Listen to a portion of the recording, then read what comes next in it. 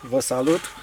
O să fac prima pornire la acest generator și o să vedem și cum se face acest lucru conform cu indicațiile care sunt aici, pornire și oprire.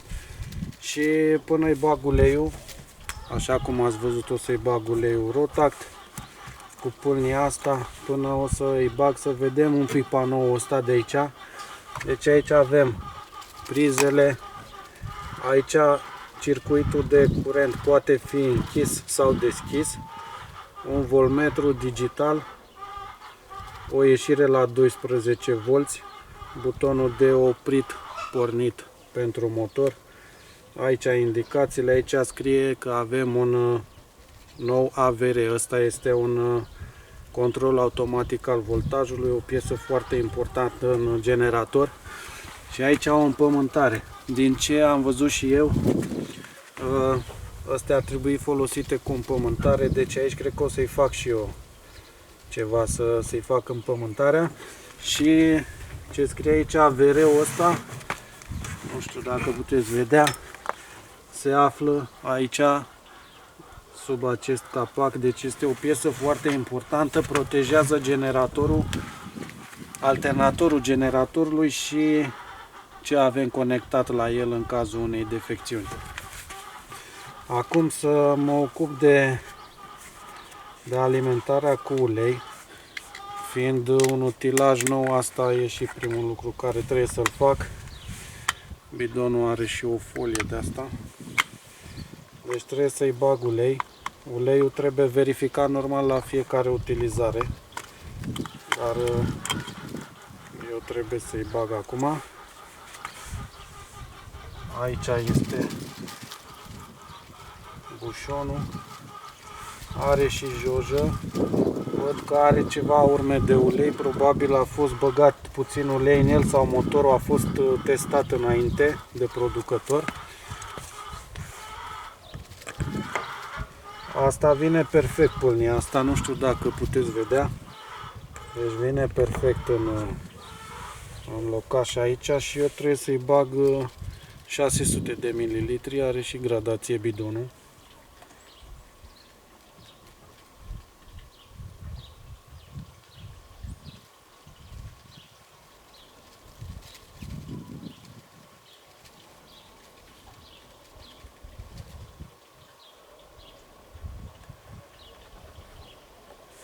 O să dureze ceva.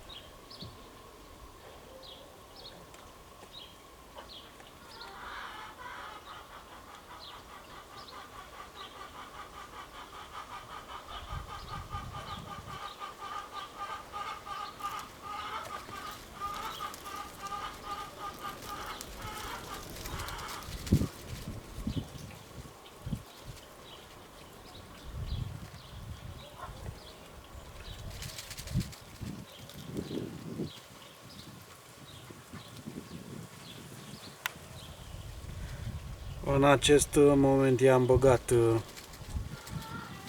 cei 600 de ml. Pâlnia asta chiar te ajută foarte mult. Bagi foarte ușor în el. Îi pun, se și vede uleiul, din păcate nu pot să vă arăt. Și ce am văzut și scrie și aici pe el, are și senzor pentru ulei.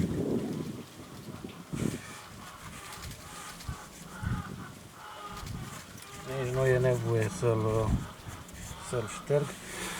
Deci are și senzor pentru ulei, scrie și aici. Deci motorul se va opri dacă nu are suficient ulei. Acum să-i bag și benzină.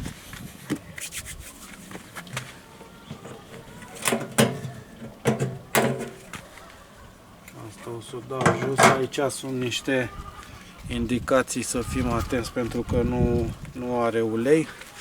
Să tragem șocul când pornim prima dată. Eu o să-i bag doar 5 litri acum. Este suficient pentru o primă pornire și un test. Pentru că dacă îi bag mai mult o să fie și mai greu de transportat. Având 15 litri rezervorul, cu cât are el ajunge la 60 de kilograme. Bag cu pâlnia asta mai mare ca să intre mai repede canistra asta în el.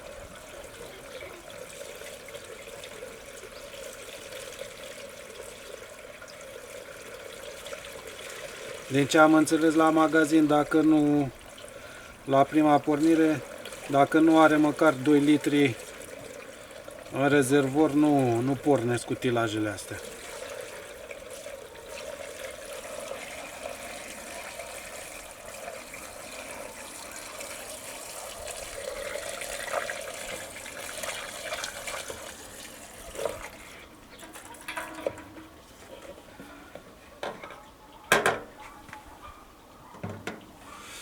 I-am băgat și benzină. Funcționează și acest vizor.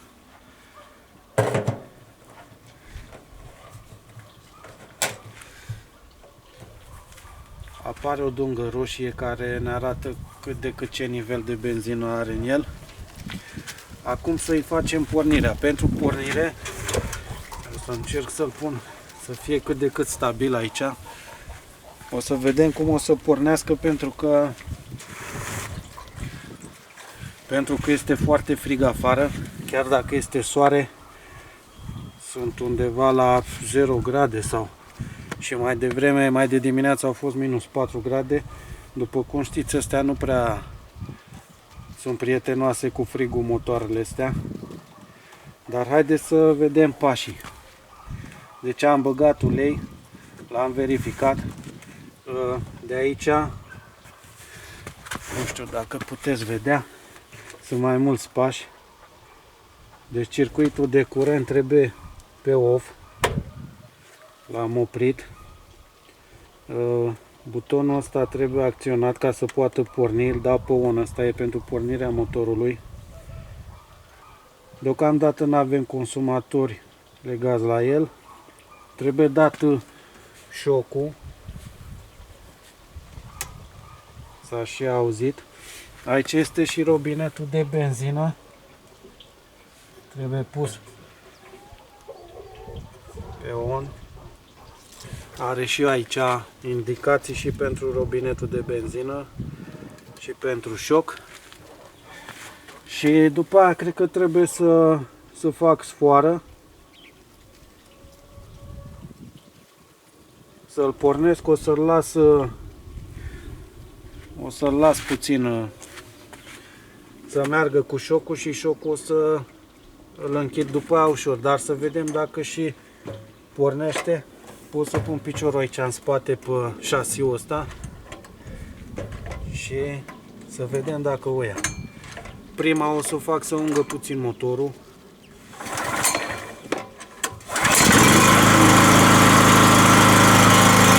Am pornit chiar foarte ușor.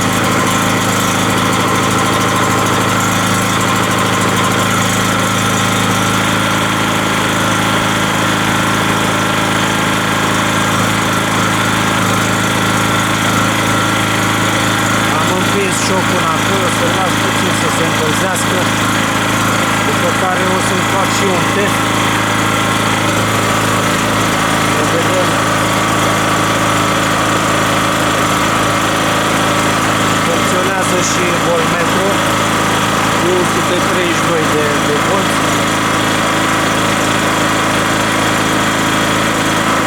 Deci asta a fost și prima pornire. Nu mă așteptam să meargă așa, să o ia de prima aceasta.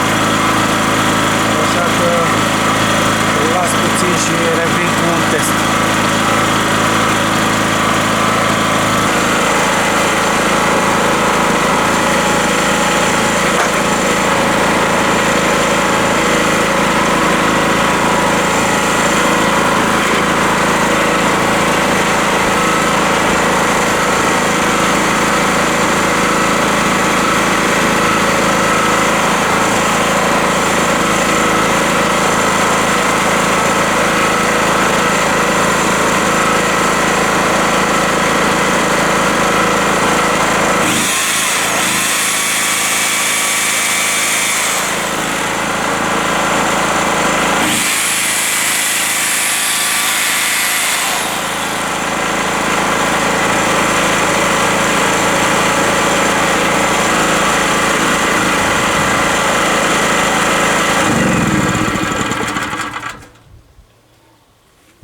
merge chiar bine.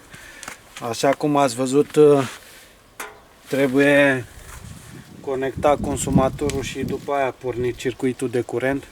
Și când nu mai avem nevoie de el, oprim consumatorul, oprim circuitul, apoi scoatem asta din priză și apoi motorul. Încerc să fac și un test cu altceva, nu știu, o să iau, am o drujbă Bosch electrică, văd dacă mi-o duce. Asta are 800 de W, dar aia drujba parcă are 1800. Să vedem cum merge și cu aia. Pentru următorul test am adus drujba electrică Bosch. Asta are 1800 de W, un prelungitor. Îi fac pornirea la utilaj. Aici am conectat deja. Aici, după ce îl pornesc. Deci pun asta pe on. Fiind cald, a trebuit să o ia fără șoc acum.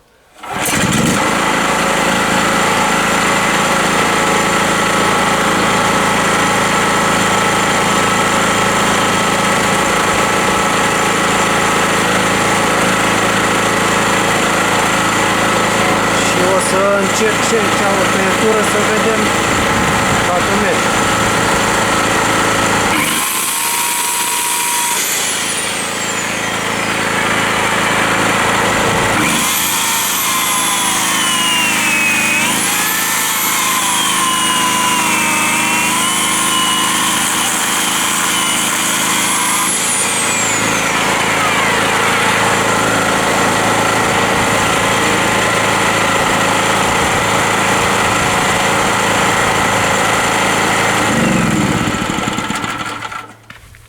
Deci merge chiar bine generatorul.